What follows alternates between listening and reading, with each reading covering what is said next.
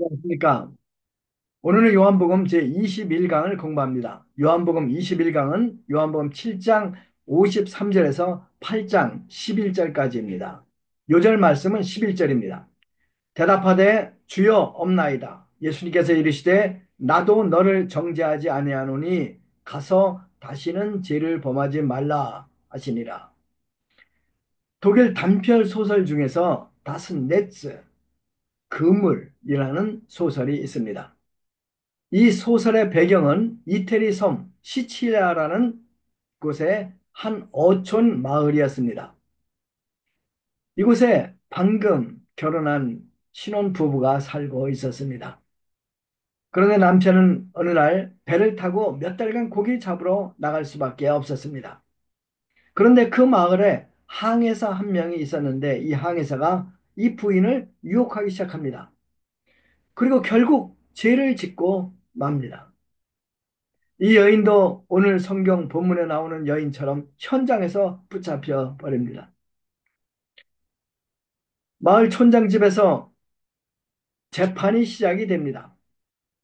이 마을 추상 같은 법으로는 간음한 여인은 마을 앞 높은 절벽 검은 바위 위에서 떨어뜨려져야 합니다. 수백 미터 낭떠러지에서 떨어져 살아남은 사람은 아무도 없었습니다. 촌장은 드디어 선고합니다. 내일 아침 동틀 때 이 여인을 검은 바위 위에서 떨어뜨려라. 그 이튿날입니다. 손을 뒤로 묶인 여인은 마을 젊은이들에게 끌려서 앞산 검은 바위를 향해서 올라가고 있습니다. 그런데 올라가면서 이 여인은 자꾸 주위를 돌아보는 것이 아닙니까? 원래 어제 돌아왔어야 할 자기 남편을 찾고 있는 것이었습니다. 죽기 전 사랑했던, 아니 아직도 사랑하는 남편을 한번 보고 용서를 빌고 싶었을 것입니다. 그런데 자기 남편은 어디에도 보이지 않습니다. 드디어 산 위에 올라가 검은 바위 위에 서게 됩니다. 동력 바다에서 해가 떠오르기 시작하자 청년들이 그녀를 밀어 떨어뜨립니다. 그녀는 점점 작아져서 시야에서 사라져 버립니다. 그런데 그날 오후였습니다. 청년 두 명이 갑자기 촌장 집에 뛰어들어와서 보고를 합니다. 촌장님, 그 여인이 살아서 지금 자기 집에서 남편이랑 같이 있어요. 촌장은 젊은이들에게 그 여인을 당장 다시 잡아오시오 라고 명령을 합니다. 청년들이 갑니다. 그 여인을 잡으려 하자 여인이 잠깐만 시간을 달라고 부탁합니다. 자기 남편에게 마지막으로 따뜻한 밥 한 끼를 지어주고 가겠다는 것입니다. 남편과 마지막 식사를 끝내고 여인은 다시 촌장 앞에 서게 됩니다. 자, 이 여인은 어떻게 살아남을 수 있었을까요? 그것은 사형 전날 남편이 돌아옵니다. 그리고 자기 부인의 소식을 듣습니다. 그리고 그는 밤새도록 절벽 밑에 그 아내가 떨어질 만한 곳에 그물을 쳐놓았습니다. 재판은 다시 시작이 됩니다. 그런데 이번에는 이 여인을 어떻게 심판할지 의견이 엇갈립니다. 어떤 사람은 다시 떨어뜨려 죽여야 한다고 말합니다. 사형을 방해한 남편도 같이 죽여야 된다 하는 사람도 있습니다. 어떤 사람은 살려줍시다 라고 하는 사람들도 있었습니다. 결국 촌장은 결론을 못 내고 마을 모든 사람들이 존경하는 백작 부인을 모셔오도록 해서 이 백작 부인의 판결을 따르기로 결정합니다.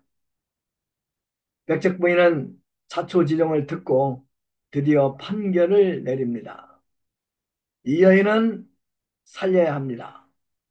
왜냐하면 세 가지 이유를 들었어요. 이 판결문에 세 가지 이유가 써져 있습니다. 첫째, 판결은 이미 정상적으로 집행되었습니다. 판결은 검은 바위에서 떨어뜨리는 것인데 그것은 이미 정상적으로 집행되었다 하는 것이 첫 번째 이유예요. 두 번째 이유는 가장 큰 피해자는 남편인데 그 남편이 자기 아내를 용서했기 때문입니다. 이게 두 번째 이유예요. 세 번째 이유는 하나님이 그 여인을 살리기 원하셨기 때문입니다. 하나님이 그 여인을 살리시기를 원하기 때문에 그녀를 그녀의 남편의 그물 위로 떨어지게 한 것입니다. 여기까지 말하고 이제 귀족 부인이 자기가 쓰고 있었던 금사슬 머리 그물을 이제 벗어서 그 여인에게 주며 이렇게 말을 합니다. 당신은 죄의 그물에 걸려 죽게 되었지만 당신의 남편의 사랑의 그물에 걸려서 구원을 받았습니다. 그러므로 이제 일생 동안 이 금사슬 그물을 쓰고 남편의 사랑에 감사하며 사세요. 오늘 성경 본문에는 죄의 그물에 걸려 돌 맞아 죽을 수밖에 없는 한 여인이 등장합니다. 그런데 여러분, 이 여인의 이야기가 여러분들의 이야기고 저의 이야기인 것을 아십니까? 예수님께서는 그녀를 돌로 치려는 사람들 손에서 구하십니다. 그리고 그녀의 모든 죄를 용서해 주십니다. 그뿐 아니라 그녀를 죄의 권세에서 해방시키시고 새로운 삶을 주십니다. 이 은혜를 받은 여인이 바로 여러분이고 저입니다. 오늘 우리는 우리의 이야기를 공부합니다. 1파트 죄의 그물 7장 53절에서 8장 6절까지입니다. 7장 53절과 8장 1절을 잘 살펴보십시오. 초막절이 끝납니다. 모두가 다 집으로 돌아갑니다. 축제 기간 동안 예수님께서 열심히 사람들에게 말씀을 가르치셨습니다. 많이 피곤하셨을 것이에요. 그러나 예수님께서는 집에 가서 쉬지 않으시고 저녁에 감람산으로 가십니다. 예수님께서 체포하기 전에 기도하셨던 겟세마네 동산이 바로 감람산에 있습니다. 주님은 오늘도 기도하기 위해서 겟세마네 동산으로 가신 것입니다. 주님은 사람들을 위해 기도하시되 밤새도록 기도하십니다. 이 기도하시는 예수님으로부터 우리는 참 목자의 모습을 봅니다. 백성들을 위해서 밤새 기도하신 후 예수님께서는 그 다음날 무엇을 하셨습니까? 2절을 보겠습니다. 아침에 다시 성전으로 들어오시니 백성이 다 나온지라 앉으사 그들을 가르치시더니 대제사장을 비롯한 종교지도자들을 예수님을 미워합니다. 예수님을 없애려고 합니다. 그런데 예수님은 아침 일찍 성전으로 가셔서 백성들에게 하나님의 말씀을 가르칩니다. 왜 예수님은 이처럼 아침부터 사람들에게 하나님 말씀을 가르쳤을까요? 그것은 하나님 말씀의 힘이 어둠의 힘보다 훨씬 강함을 주님은 아셨기 때문입니다. 하나님 말씀만이 죄의 속박을 끊고 사람들을 영원한 생명으로 인도할 수 있음을 주님은 믿으셨기 때문입니다. 주님은 힘써 하나님 말씀을 가르치실 뿐 아니라 제자들을 말씀을 증거하는 말씀의 선포자로 키우십니다. 그리고 승천하기 전에 제자들이 이렇게 부탁하지 않습니까? 그러므로 너희는 가서 모든 민족을 제자로 삼아 아버지와 아들과 성령의 이름으로 세례를 베풀고 내가 너희에게 분부한 모든 것을 가르쳐 지키게 하라. 볼지어다 내가 세상 끝날까지 너희와 항상 함께 있으리라 하시니라. 1521년 4월 17일이에요. 마틴 루터가 보름스라는 도시에서 황제 앞에서 재판을 받게 됩니다. 카톨릭 대표가 그에게 그가 쓴 모든 책을 불사르고 그동안의 주장을 철회하시오 라고 강요를 합니다. 만일 철회하지 않으면 죽음을 당할 것이 너무나 뻔했습니다. 마틴 루터가 겁을 먹습니다. 그래서 하루만 시간을 주십시오 라고 부탁합니다. 그리고 그날 밤 숙소에 돌아와서 밤새도록 마틴 루터는 기도를 합니다. 그 이튿날 드디어 다시 황제 앞에 섰습니다. 그리고 성경에 반하지 않은 자기의 주장을 한마디도 철회할 수 없다고 자기 신앙을 고백합니다. 황제는 이런 마틴 루터에게 사형과 같은 모든 인권을 박탈하는 선고를 내립니다. 이걸 독일말로 포겔프라이 선고라고 하는데 이 선고를 내립니다. 이제 누구든지 루터를 죽여도 살인죄 저촉을 전혀 받지 않습니다. 루터를 도와주는 자도 그와 같은 처벌을 받게 됩니다. 그때 마틴 루터를 존경하는 프리드리이라는 왕이 그를 거짓으로 납치해가지고 바르트부르크라는 성에 피신케 합니다. 그리고 융커라는 이름으로 숨어 살게 합니다. 마틴 루터 종교 개혁을 하고자 했지만 이제는 자기 목숨마저 위험하게 되었습니다. 이때 마틴 루터는 숨어 있으면서 성경을 라틴어에서 독일어로 번역을 합니다. 그리고 몇 개월 만에 그 다음에 9월에 이 성경을 출판까지 합니다. 그리고 독일 전국에 보급합니다. 결국 이 말씀이 불가능할 것 같았던 종교개혁을 성공적으로 이룹니다. 우리는 현재 말세에 살고 있다고 할 수 있습니다. 사단이 발악을 하고 있습니다. 점점 복음 전하기 어려운 시대가 됩니다. 그러나 시대가 어두울수록 우리가 해야 될 일, 하나님 말씀에 집중해야 합니다. 그리고 이 말씀을 가르쳐야 합니다. 이 말씀을 가르칠 수 있는 성경 선생을 양성해야 합니다. 이 말씀만이 빛이요 생명입니다. 3절을 보겠습니다. 예수님께서 기도하시며 밤을 새워 기도하시는 동안에 바리새인들은 어떻게 하면 예수님을 죽일까? 그 방법만을 찾고 있었습니다.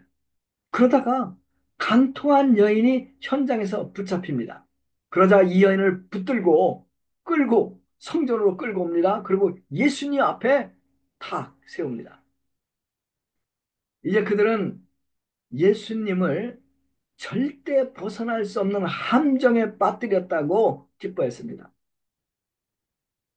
만일 예수님께서 이 여자에게 돌로 치라 이렇게 선고하면 예수님은 로마법의 저촉을 받습니다. 로마법을 위반하게 됩니다. 그리고 처벌받게 됩니다.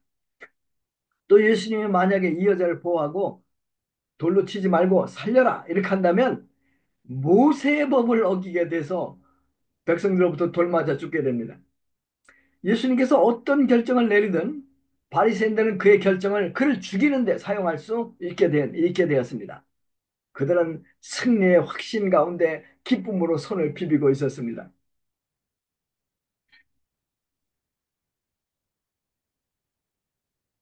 6절에서 9절까지 보겠습니다. 구원의 그물. 이 불쌍한 여자를 보고 예수님 마음이 너무 아프십니다. 공포에 바들바들 떨고 있는 불쌍한 이 여인의 얼굴을 예수님은 도저히 민망해서 바라보실 수가 없었습니다. 그래서 급히 시선을 돌려 몸을 굽히십니다. 그리고 손가락으로 땅에 글을 쓰시기 시작합니다. 피에 굶주린 고발자들 예수님께 계속 다그쳐 묻습니다. 선생님, 모세는 율법에 이러한 여자를 돌로 치라 명하였습니다. 선생님은 어떻게 말씀하시겠습니까? 돌로 칠까요? 돌로 치지 말까요? 빨리빨리 결정하세요. 어떻게 할까요? 예수님께서 일어나십니다. 모인 모든 사람들이 숨을 죽이고 예수님의 입을 바라보고 있습니다. 드디어 예수님의 심판의 음성이 그들 귀에 들립니다. 너희 중에 죄 없는 자가 먼저 저 여자에게 돌을 던져라. 너희 중에 죄 없는 자가 가장 먼저 저 여자에게 돌을 던져라. 이렇게 말씀하신 후 예수님은 다시 몸을 굽혀 땅에 글을 쓰시고 계십니다. 이 예수님의 판결을 통해서 우리는 두 가지를 배워야 합니다. 첫 번째는 간음한 여자 돌 맞아 죽는 것이 마땅하다. 주님은 판결하신 거예요. 모세 율법 그 효력을 결코 잃지 않습니다. 간통한 여자는 반드시 돌에 맞아 죽어야 한다. 이것이 예수님의 판결입니다.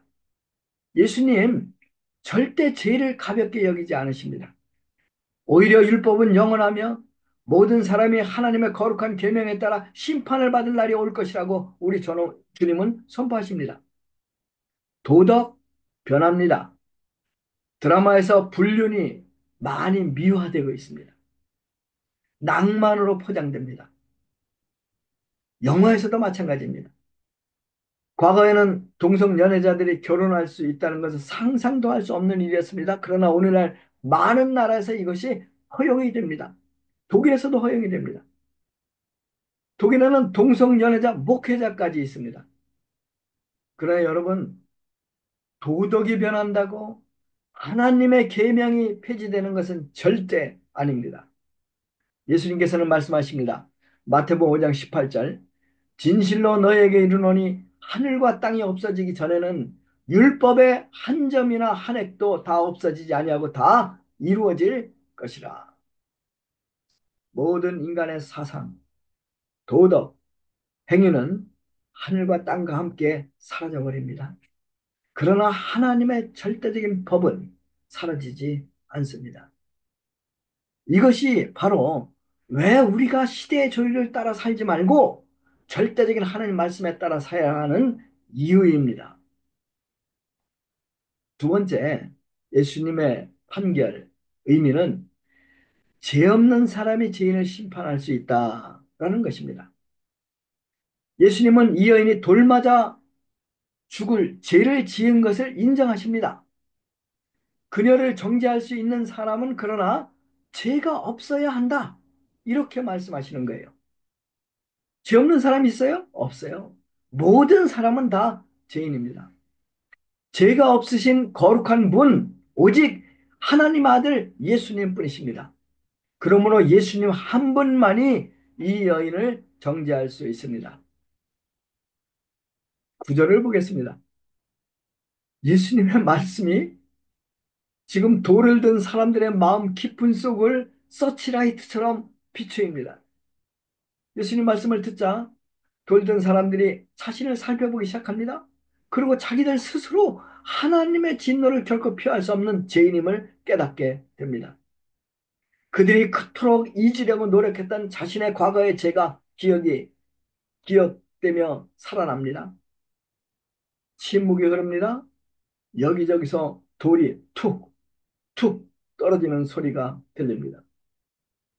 이들은 지금 예수님을 구주로 영접할 수 있는 정말 좋은 기회를 갖게 되었습니다. 은혜 중에 은혜입니다.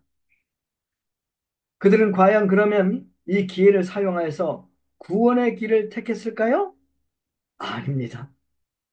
9절 상반절을 보십시오. 그들이 이 말씀을 듣고 양심의 가책을 느껴 어른으로 시작하여 젊은이까지 하나씩 하나씩 나가고 그들은 자기들의 죄를 깨닫습니다. 그러나 예수님을 구주로 받아들이지는 않습니다. 결국 그들은 다시 어둠 속으로, 죄 속으로 사라지고 맙니다. 참으로 안타까운 일입니다. 그런데 그 여인, 어떻게 하고 있습니까? 그 여인은 조용히 예수님 발 앞에 머물러 있습니다. 그녀가 예수님 앞에 머물러 있었다는 것은 그녀가 회개했다는 증거입니다. 그녀는 자신의 죄를 인정합니다. 그리고 조용히 주님의 심판을 기다립니다. 그리고 자신의 모든 죄와 함께 예수님의 자비에 맡깁니다. 그녀를 통해서 우리는 회개가 무엇인지 배웁니다. 회개는 자신의 죄를 인정하고 그에 대한 책임을 지고자 하는 것을 의미합니다. 회개는 겸손하게 자신의 죄에 대한 사형 선고를 받아들이고 하나님의 자비를 구하는 것, 그것입니다. 진정한 회개는 자신을 죄와 함께 온전히 예수님 손에 맡기는 것이라고 할 수 있습니다. 이 시간 우리 다 같이 거룩한 하나님 앞에서 자신을 바라봅시다. 그리고 주님께 나아가서 우리 자신을 예수님의 은혜로운 손에 맡깁시다. 아멘.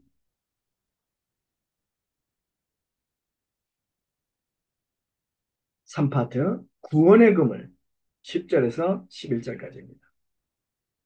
10절 11절 제가 읽겠습니다. 예수께서 일어나사 여자의 아무도 없는 것을 보시고 이르시되 여자여 너를 고발하던 그들이 어디 있느냐 너를 정죄한 자가 없느냐 대답하되 주여 없나이다. 예수께서 이르시되 나도 너를 정죄하지 아니하노니 가서 다시는 죄를 범하지 말라. 요한복음 5장 22절에 따르면 하나님께서는 모든 심판을 그의 아들 예수님께 맡기십니다. 예수님께서는 하나님의 법정에서 가장 높은 재판관이십니다. 그러므로 예수님의 판결은 영원한 효력을 갖습니다. 최고의 재판관인 예수님께서 하나님의 재판정에서 이 여인에게 말씀하십니다. 나도 너를 정죄하지 않는다. 무죄 판결입니다. 이 판결에 대한 항소심 없습니다. 이제 이 세상의 그 어느 누구도 이 여자를 죄인으로 정죄할 수 없습니다. 사도 바울은 로마인들에게 보내는 편지에서 이렇게 씁니다. 로마서 8장 1절이죠. 그러므로 이제 그리스도 예수 안에 있는 자에게는 결코 정죄함이 없나니. 8장 34절 로마서 누가 정죄하리요? 죽으실 뿐 아니라 다시 살아나신 이는 우리 그리스도 예수시니 그는 하나님 우편에 계신 자요 우리를 위하여 간구하시는 자니라. 그렇습니다. 우리를 위해 죽으시고 부활하신 예수님께서 우리를 무죄하다고 선언하시면 이 세상에 그 누구도 우리를 정죄할 수 없습니다. 그런데 여러분, 우리에게는 우리를 끊임없이 고소하는 검사가 있어요. 그 검사 이름이 무엇인지 아세요? 사단이에요. 이 사단은 우리 죄를 입증할 충분한 증거를 잘 확보해서 갖고 있어요. 그리고 하나님의 모든 법을 다 외우고 있어요. 그가 쓴 고소장 완벽합니다. 그러나 가장 높으신 재판관 예수님이 이 사단의 완전한 고소장 위에 당신의 피를 덮으십니다. 그리고 우리에게 무죄라고 선고하십니다. 예수님께서 십자가에서 우리의 모든 죄를 지시고 십자가에 지시고 보혈의 피를 흘려주셨기 때문에 예수님께서 우리에게 무죄를 선고하실 수 있는 것입니다. 이 여인이 받은 은혜, 또 우리가 받은 은혜, 예수님의 피입니다. 하나님의 아들의 생명값으로 이 여인도 또 우리 역시 제3의 은혜를 받고 구원된 것입니다. 이제 이 세상에 그 어느 누구도 더 이상 우리를 정죄할 수 없습니다. 우리 자신도 우리를 정죄해서는 안 됩니다. 십자가에서 우리 죄를 대신 지시고 그 대가를 치신 우리 예수님을 찬양합니다. 아멘. 네 번째 파트, 은혜로 사는 삶. 11절 후반부입니다. 나도 너를 정죄하지 않으니 가서 다시는 죄를 짓지 마라. 그녀는 지금까지 죄의 노예로 살았습니다. 죄의 힘이 그녀의 의지보다 훨씬 강했습니다. 그런데 주님은 지금 그녀에게 다시는 죄지 말라 하고 방향을 주십니다. 이제 그녀는 제약된 세상의 흐름에 맞서 싸우고 자신의 내면에는 제약된 욕망을 극복하며 거룩한 삶을 살아야 합니다. 과연 그것이 가능할까요? 가능합니다. 어떻게 가능할까요? 주님께서 그녀에게 주신 베푸신 제3의 은혜가 죄의 세력보다 훨씬 크기 때문입니다. 만일 그녀가 예수님의 은혜를 늘 기억하고 감사하며 산다면 죄는 더 이상 그녀를 다스릴 수 없습니다. 로마서 6장 14절에 바울은 이렇게 말을 합니다. 죄가 너희를 주관하지 못하리니 이는 너희가 법 아래 있지 아니하고 은혜 아래 있음이라.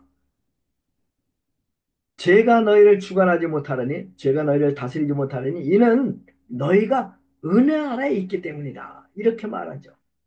그렇습니다. 누구든지 예수님의 은혜 안에 거하면 승리의 삶을 살 수 있습니다. 잔 뉴턴, 잔인한 노예 상인이었어요. 그도 양심이 있기 때문에 자신의 삶이 나쁘다는 걸 알고 있었지만 자기의 삶을 바꿀 힘이 없었어요. 그러던 어느 날 그는 예수님의 은혜를 체험합니다. 그리고 이 은혜에 거합니다. 그리고 이 은혜가 그에게 새로운 삶을 살게 합니다. 그가 쓴 찬송가 가사 Amazing Grace가 있어요. 유명한 찬송가죠. 우리 모두 예수님의 은혜의 그물을 쓰고 머리에 쓰고 늘 감사하며 삽시다. 은혜가 힘이요 은혜가 승리입니다. 아멘. 기도하겠습니다.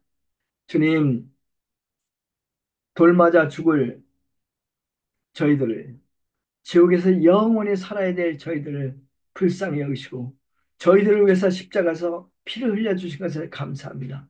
또 이 예수님의 보혈의 근거에서 저희들을 참 무죄라고 선고해 주심을 감사합니다. 저희들이 늘 이 은혜에 거하며 승리의 삶을 살 수 있도록 도와주십시오. 감사합니다. 예수님의 이름으로 기도했습니다. 아멘.